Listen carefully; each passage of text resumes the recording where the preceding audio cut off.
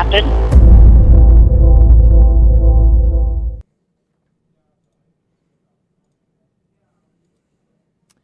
All right. Good afternoon or good evening, everybody. Welcome to this KSL Stream Center special stream tonight. I'm your host, Shara Park. It has been 15 years since West Valley City Mother Susan Powell disappeared. Now, this case has captivated not only Utahns, but people from around the world, in large part to excellent investigative journalist skills here at KSL TV, but specifically from award-winning KSL Cold Podcast Investigations by Dave Cawley. And Dave is here with me tonight as we revisit this case, as we talk about the evidence and the theories surrounding Susan's disappearance and Josh Powell's suspected role in it. And we'll talk about the heart-wrenching deaths of the two boys, Charlie and Braden. We'll talk about the evidence that took us on bizarre twists and turns over the past 15 years. And of course, we'll also talk about the impact that this has had on domestic violence cases and what we've learned about it through the years. So first of all, I'd like to welcome Dave. Dave, thanks for being here. Thanks, Shara. It's a good opportunity to talk about this case and about those issues. Yeah, let's first of all, as we think about 15 years, you and I have had a chance over the last few days to kind of reflect on this. 15 years. For many of us, I still remember specific details of covering this case. Is it hard to wrap your head around the fact that it has been that long since those first few days when we were looking into what happened to Susan? When it takes me back to that day in December of 2009 that we first learned about this case. So I should back up even because, this happened on a day, but it was a few days before we learned about it in the news, right? I was sitting at a desk at the station I used to work at in West Valley City, and it was just this curious woman's missing, husband is telling a story that doesn't make sense, and fast forward to here 15 years later, I never imagined that we would be here with this story. When you think back over your time digging into this, when you look at the season 1 of the Cold Podcast, did you ever imagine the things that you would uncover? No. And what really stood out to you as some of the biggest moments, big breaks in that case? Somebody asked me this question just the other day, and I had to think back because there are a lot of discoveries that we made investigating the Susan Powell case for Cold that, quite frankly, I forgot were discoveries. I'm thinking back to going through Josh Powell's personal files, finding these references to a woman named Catherine, who was the person he dated before he met and married Susan.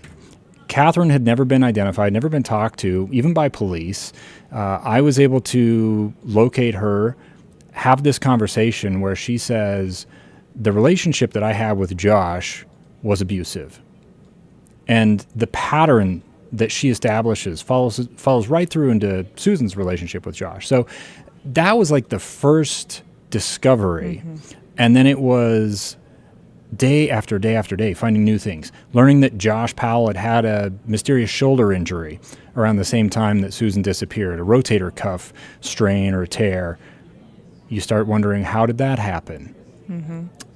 We had discoveries even after we finished our main season, talking about the bonus episodes we did, looking at Josh's pattern of visiting dumpsters in the days after Susan disappeared.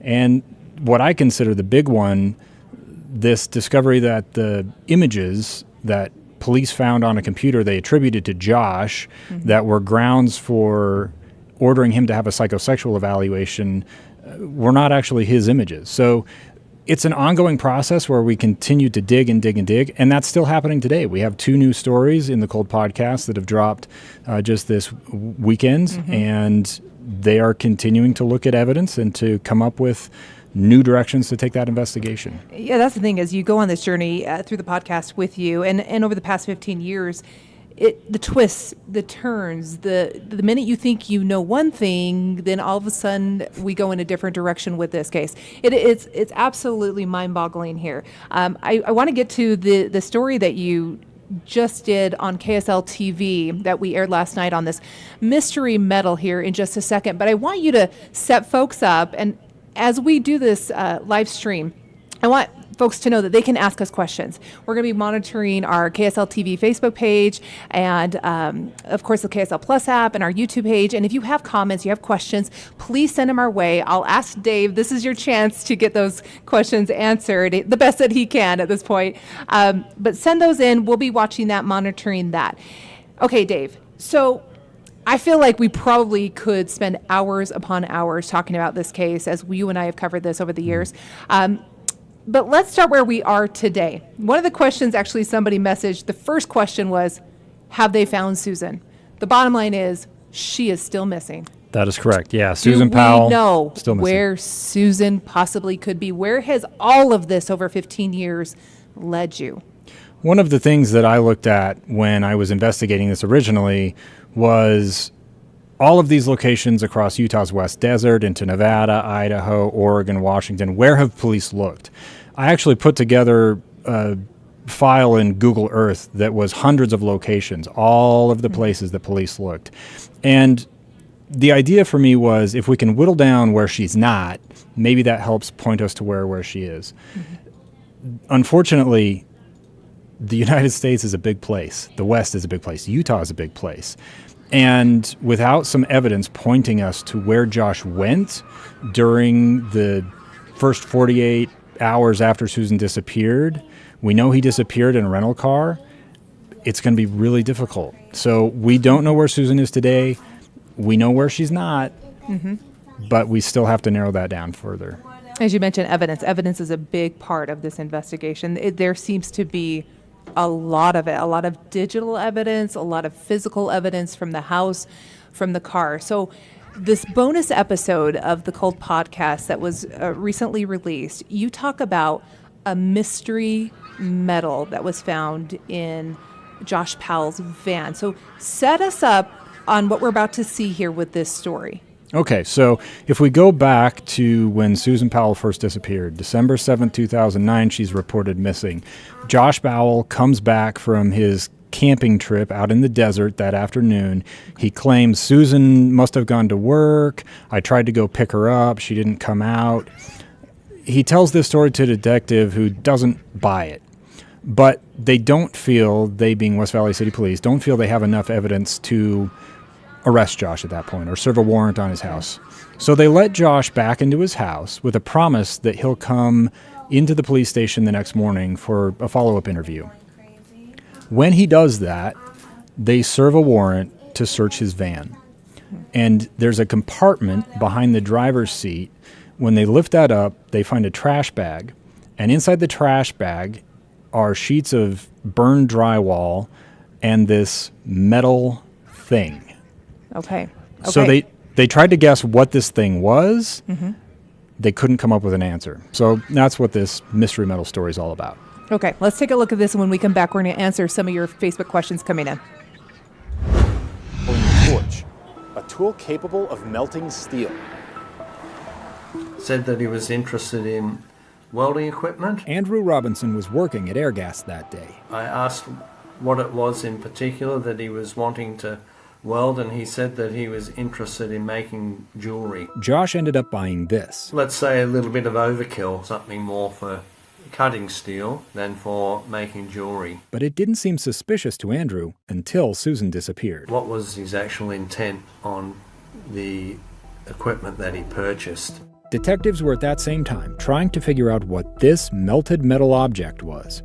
They'd found it hidden in the back of Josh's minivan, and they sent it to the FBI. The FBI wasn't able to identify what it was. Only that it was made of steel and included 3 charred wires. There's assumptions that, it was a cell phone or GPS or a hard drive. We previously put that to the test and proved it wrong. So we asked, what else could it be? One clue might be these screwdriver bits found with the melted metal. Or this home movie, obtained exclusively by KSL. You're drilling on my foot? That could really hurt someone. Susan also recorded this video about a year before she disappeared. Covering all my bases, making sure that if something happens to me or my family or all of us, that our assets are documented. It showed Josh's tool collection. A rigid drill, some type of rigid sander, and a rigid saw. Police photos show Josh's tool bag was here by the door when Susan disappeared. The next day, it was here by the torch. Look close and the pictures prove the torch was used. To Andrew, that's evidence. Something involved was destroyed by Josh. Could that something be a power tool? To test the theory, we torched a cordless impact driver, a tool like one Josh might have owned.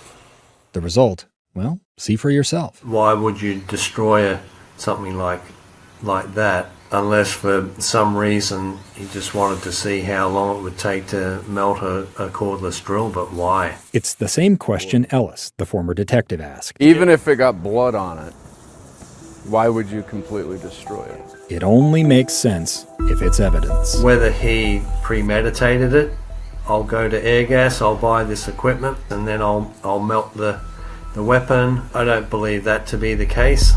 It's quite feasible that the destruction of that to be involved somehow in Susan's demise. Susan was aware of the idea that Josh might use a weapon, tool as a weapon, more than a year before she disappeared. Once we started exploring that idea, I mean, you saw there in the story, I put those two pictures side by side, and they look really similar to me. It kind of baffles me that it took this long to get to that point of saying, hey, look, this really does look like it could be a tool. Oh, interesting. Okay, for those who are watching on our different streaming apps, we understand we had some audio issues, so appreciate you guys weighing in on that. We've got that fixed, and appreciate you doing some lip reading. A couple posts were saying that. You guys, we want to answer some of your questions here. One of the questions I saw in our YouTube feed right now was asking about how the FBI couldn't get into Josh's laptop, asking why. And there was a file on there I believe you touched base on about this specific item that Josh bought from the air gas store. Was that ever did they ever get into that? And explain to folks how the FBI could never get to that evidence.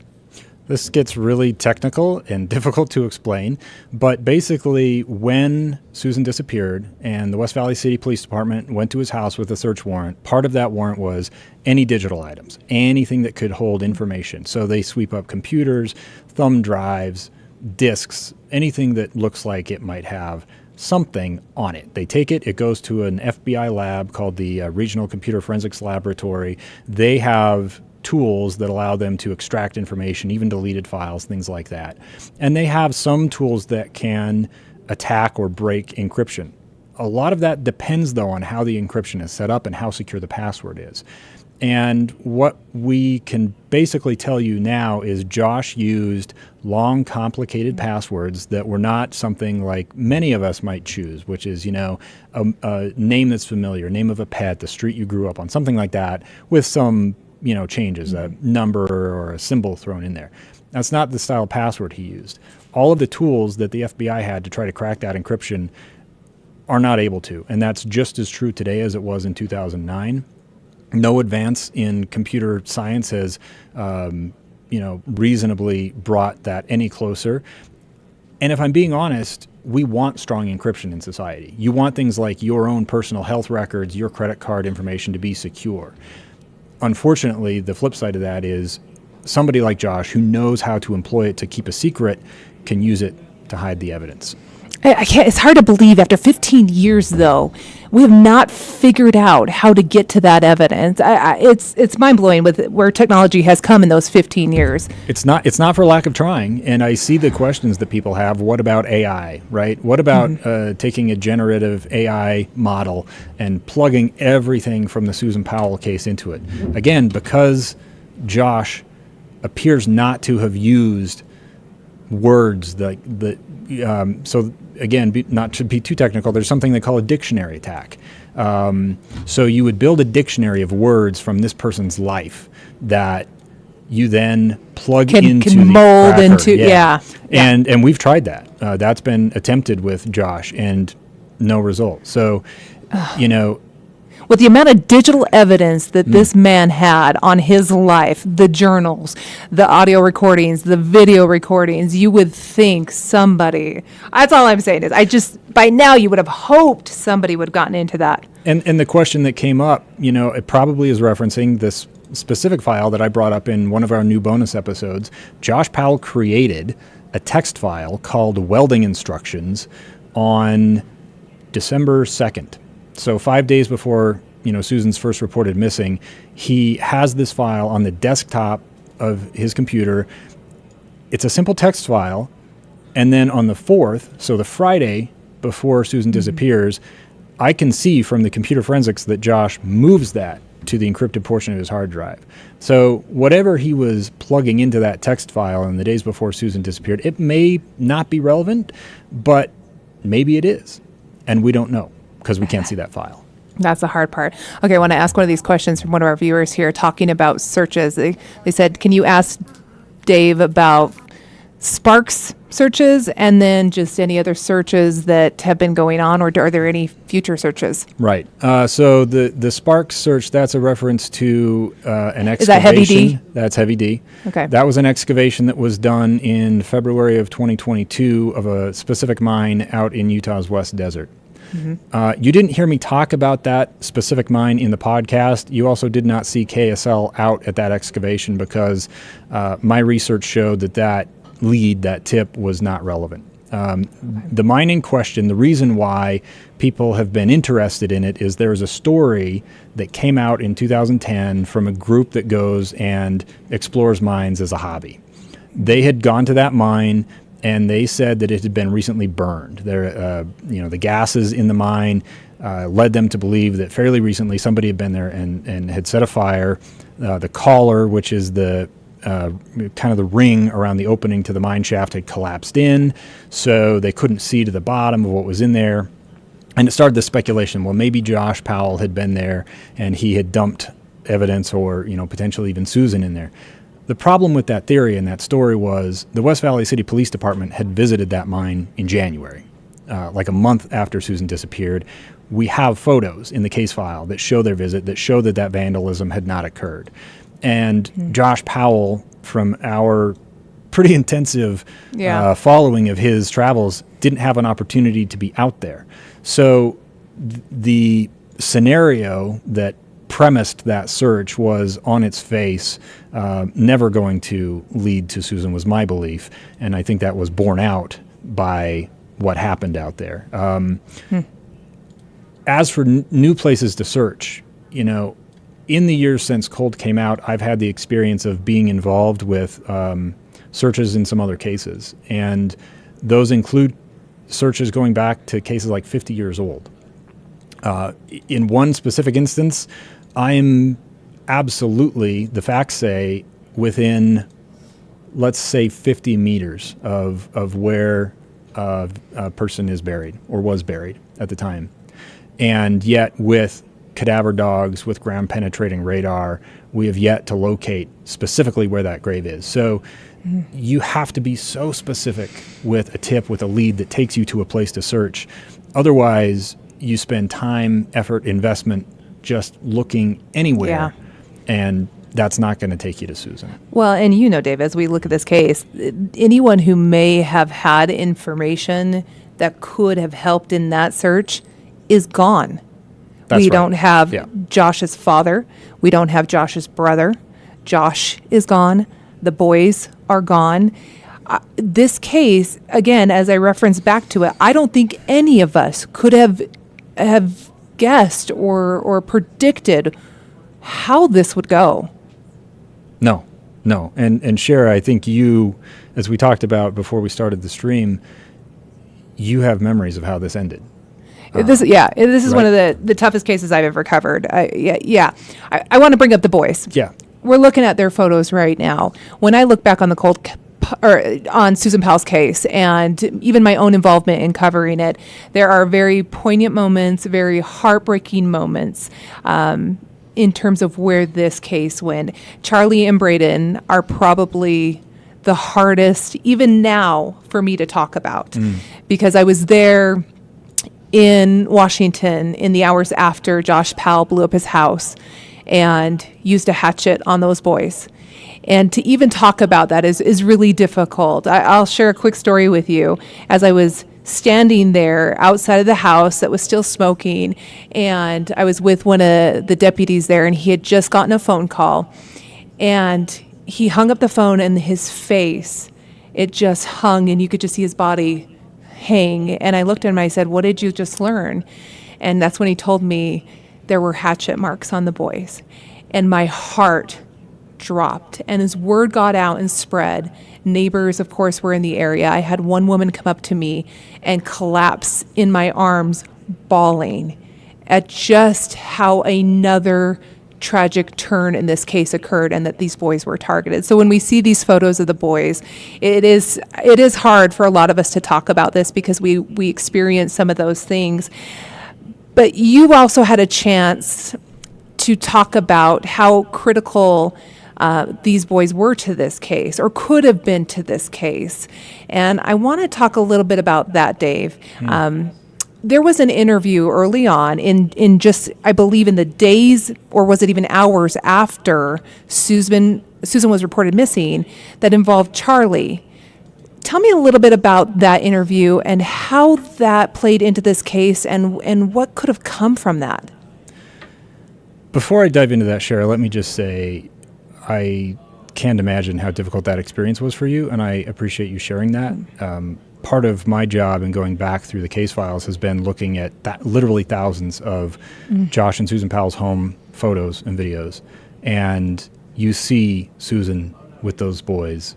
You see the light that they were to her. And you see how much she loved them through the videos. She lived for them. And I think it's easy to forget that. So thank you for that. Charlie Powell, on December 8th, so the day after Josh Powell comes back from this supposed camping trip, Josh has to go talk to the police again, so he leaves Charlie and Braden with his sister Jennifer Graves. Jennifer ends up taking them to a Children's Justice Center, which is a safe space where kids can be interviewed about traumatic things, abuse or witnessing events, things like that. And so during this first interview, Charlie is asked about camping, and he describes Josh, Susan, his little brother Braden going out to make s'mores, and he says that Susan stayed where the crystals are. And the detective asks, why did she say? He says it's because there were flowers and pretty crystals. And as you can imagine, knowing that Josh had just been out in the West Desert, where you have all of these abandoned mines, where you have the Dugway geode beds, where you have Topaz Mountain, places that people go rock hounding. To the detectives, that sounds a lot like Susan might be out in the West Desert. So it really sent that investigation immediately out into the desert. But the problem is Charlie was also saying things about he'd gone on an airplane. He went to Dinosaur National Park, he said. He went to the beach on his way home. And none of that made really any sense. It kind of got glossed over and, quite honestly, I feel overlooked. I want to ask you, though, is that how we ended up at Topaz Mountain? I was out there for that search with West Valley City Police when they found that charred something. Right. Is that how we ended up there, was because of that interview? It's part of it. If you look at the totality of the case, Josh Powell had made a comment a year before Susan disappeared to somebody at a Christmas party, a company Christmas party, that, he knew how to get rid of a body. You just throw somebody in a mine and they'll never find him, right? So some of this information was coming into the West Valley City Police Department in the early days. You've got Charlie's comments. You got Josh telling police that, he was out on the Pony Express Trail. So it's all pointing that direction. Josh's computers, before he went out the door to go sledding with Charlie, the last day that Susan, was seen alive 15 years ago today, he was doing searches about Ely and Tooele. So he's showing an interest in that direction. Okay. Yeah, that's part of how we ended up out there. Okay, I want to talk about this latest episode that just came down, because this is what it deals with, that interview, in a sense, and how delicate those interviews with children of trauma can be, how important they can be, and how sometimes you can go in different directions because at the same time, these are just kids that are being interviewed. You got to remember, Charlie was 4 years old. Yeah. You ask any 4-year-old about what they did the day before, you might get a half a dozen answers, right? Yeah. So set me up real briefly here about this latest episode that just aired today on KSL TV, this latest story and the information they can find in the Cold podcast episode that just dropped. Absolutely. So forensic interviews of children in these kinds of cases, first of all, I should point out, they're not public records. The recordings, video, audio that are made of these interviews. So it's really rare that we have this glimpse into what happened. And honestly, journalistically speaking, we probably wouldn't even be sharing that if it weren't for the fact that we know Charlie and Braden lost their lives. They don't have, privacy concerns that we would otherwise consider prohibitive to bringing these to you publicly. Okay. So in a way, that allows us to look back and wrap some context around that. And the way I wanted to do that was speak to somebody who could tell us about how the process might have changed over the last 15 years. We know that Charlie was interviewed by a detective from the West Valley City Police Department.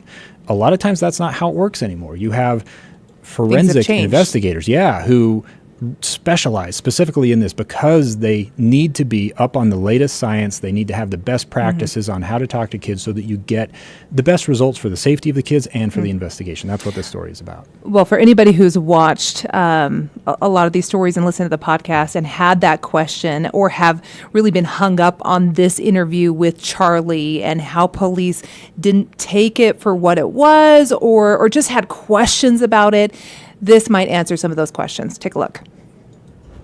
Disappeared. When you were all done, what did you do? We went to a beach one week.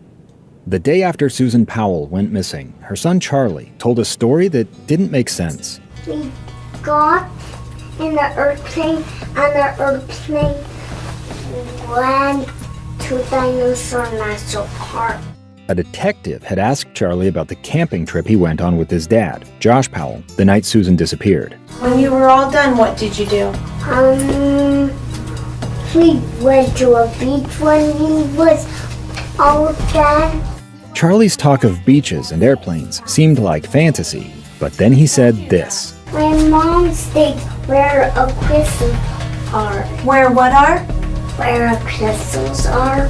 It sounded like evidence Josh might have murdered his wife, and it sent police on a search of abandoned mines, but they never found Susan. People still fixate on this clue about crystals, overlooking Charlie's talk of airplanes and the beach. Charlie clearly wasn't talking about the ocean because that's hundreds of miles from Salt Lake City. But he might have been referring to this pond right outside Susan's work. Say, come here, ducks! Josh and Susan's home videos show they came here often to feed the ducks. Okay, you get little pieces for them. Afterward, Josh would take Charlie here to watch airplanes. Go fly. If Charlie's beach and airplanes were references to Susan's work, why wouldn't he just say that? Because 4-year-olds don't communicate like adults. You kind of have to talk the way that they talk.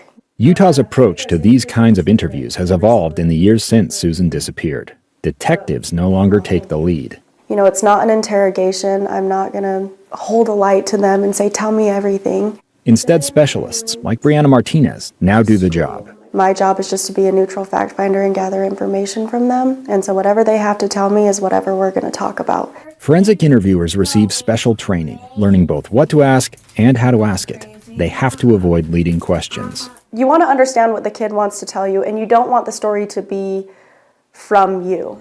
The approach is based on science, and the result, better outcomes for investigators and for kids. We have our guidelines that we follow, but every kid's different. The hope is future cases like Susan's can be prevented by knowing the right questions to ask.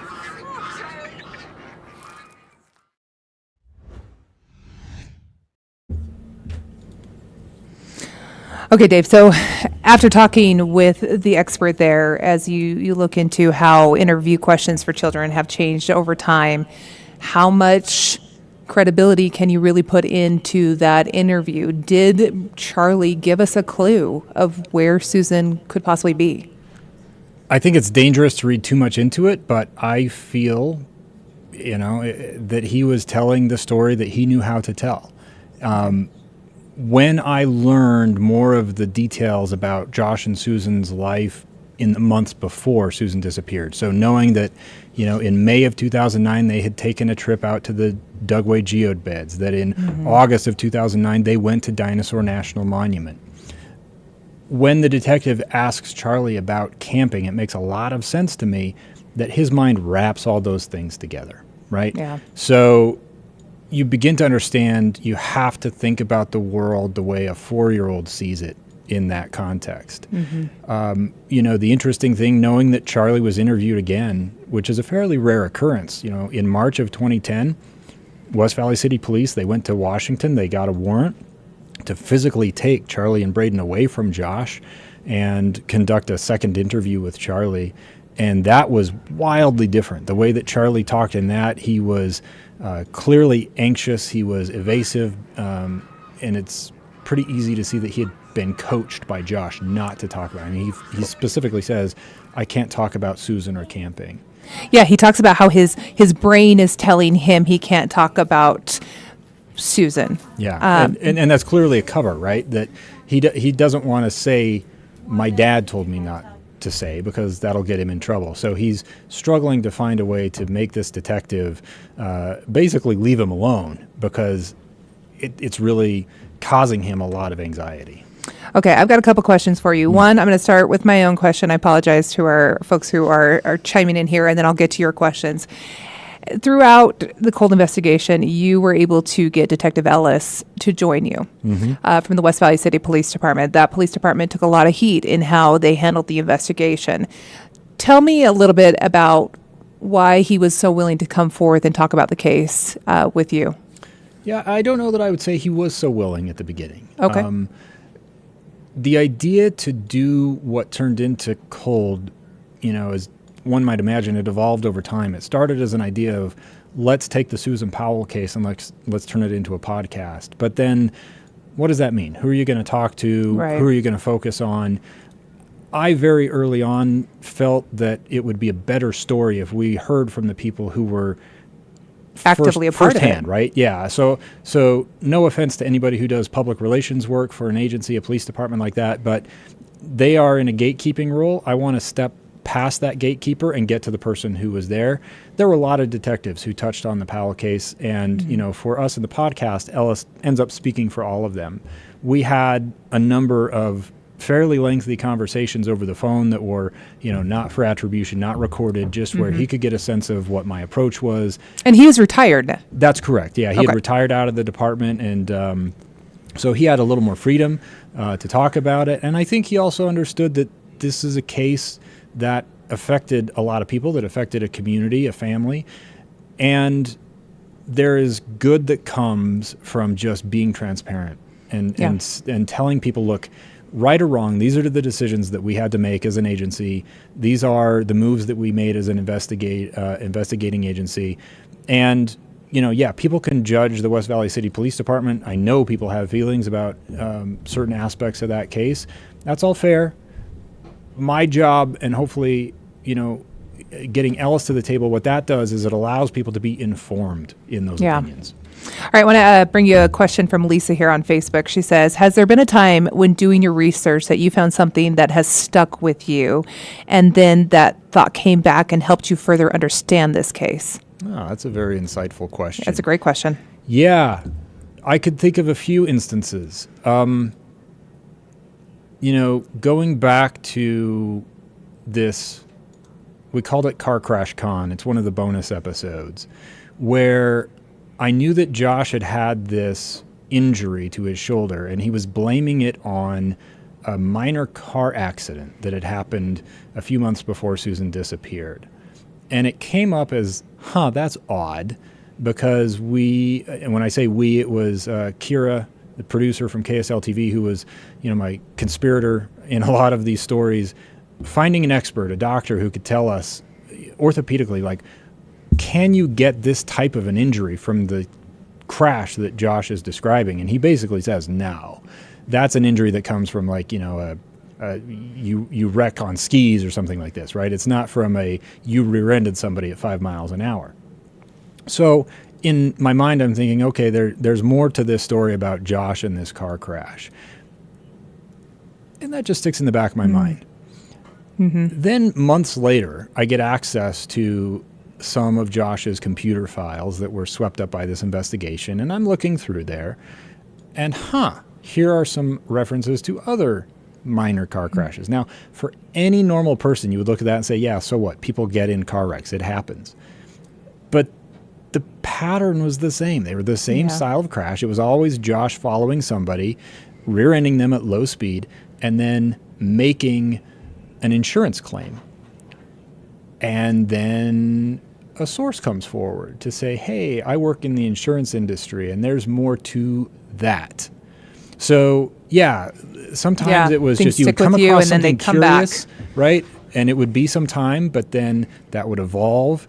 And what we were able to eventually discover is that, Josh had this pattern of making these kinds of minor insurance claims.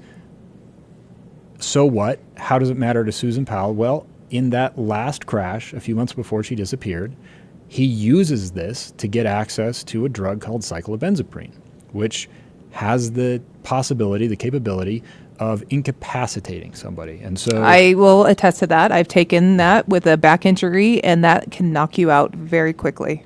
And so when we wrap that all together, again, it's circumstantial. We're reading between the lines because we'll never know for fact. Yeah. But when I see that pattern, now I'm able to look back and go, okay, when I started this investigation, I didn't know about these crashes. I didn't understand this about the drug.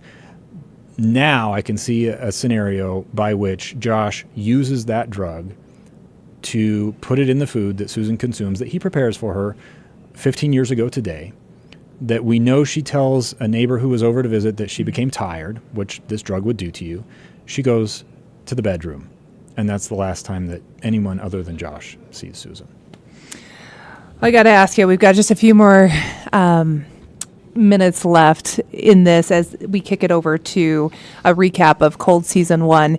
And I know we only touched on a few subjects here, and this case is bigger than any of us could really try to dissect in 45 minutes. But one of the key things that came from this case, I think is important to talk about, Dave, is what it taught us about domestic violence. And we've got just a few minutes here. If you can put it in your words, what we learned about domestic violence from Susan Powell and this case, what would your words be? I want to give a shout out to the Utah Domestic Violence Coalition and maybe tell people who have listened to the podcast a little bit about why those first few episodes are framed the way they are. Because I think a lot of people coming to the Susan Powell story with some knowledge of it would expect, well, you begin on the day that Susan disappeared, right? 15 years ago today, Susan Powell disappeared. It's the easy entry to the story. We chose to begin years before that because there was this pattern of abuse that was going on in Josh and Susan's relationship. And to be perfectly honest, I didn't recognize it for what it was when I first started looking through a lot of these materials. We brought in Jen Oxborough, who was at the time the executive director of the Utah Domestic Violence Coalition. We sat down with her and played her some of the Josh Powell audio journals and other things and talked about it. And she said, oh yes, what you're looking at is a case of coercive control. It's abuse that doesn't look like physical signs of violence. And once we began seeing that story through the lens of domestic abuse that doesn't look like violence until it explodes in homicidal violence the way this did, it really changed the whole approach to the story. And that relationship and the part of the reason for continuing to tell this story is the support that we get from agencies or groups like the Utah Domestic Violence Coalition. They were, here with us on air on KSL TV today, continuing to help spread this message of prevention. Susan Powell did not have to die. This was preventable. The responsibility for it rests on Josh Powell solely and alone. At the same time, Susan was beginning to recognize that she was in an abusive relationship and she was taking steps to exit that. So we need to do a better job of helping people understand how to do that, how to safely get out of abusive relationships. You say Susan did not have to die, and I have to add in Charlie and Braden did not have to die. this was one of those cases that there were so many different little signs that we now know. This case has taught us what to look for. And I hope we are looking for that among our friends and our family so we can prevent something like this from ever happening again. I want to put out some resources here. If you or someone you know is in danger, is in a situation where that domestic violence, that quiet violence is happening, call 911 if they need help. The Utah Domestic Violence Coalition has a free and confidential 24-hour state link line, 1-800-897-LINK, which is 4565. Anywhere in the U.S., you can visit thehotline.com, and you'll get connected with free resources in your area to help you get the help that you need. Dave, as we start to kind of wrap this up and move ahead to another section of our coverage today, what do you take away from this? I know we're 15 years later, a lot of people have tried to put this behind them, have tried to move forward with their lives. I think of the Cox family. I think of Jennifer Graves and all of the family and friends that were really close to Susan, and this has been a very long, difficult journey for them. You've got 20 seconds here. Tell me what you take away and what you will remember from this. We don't have finality yet. And for that family and for everybody who knew and loved Susan, that is a wound that continues to fester. What I take away from this is an increased empathy on my part as a journalist and as a desire to do better as a man. I love that. That's a great statement. I, too, feel like I learned that through this case, that there's always more. We can always dig further. We can always find answers, and we can always advocate for those who are in a situation where they need help. So, Dave, thank you very much for being here as we recap a little bit here with the Cold podcast and the 15 years since Susan Powell disappeared. There is always hope that someday she could be found, and I hope that day comes and her family gets that closure. For now, you guys, we will send it out to a Season 1 Cold recap on the KSL Plus app. We encourage you to go watch there. Thank you.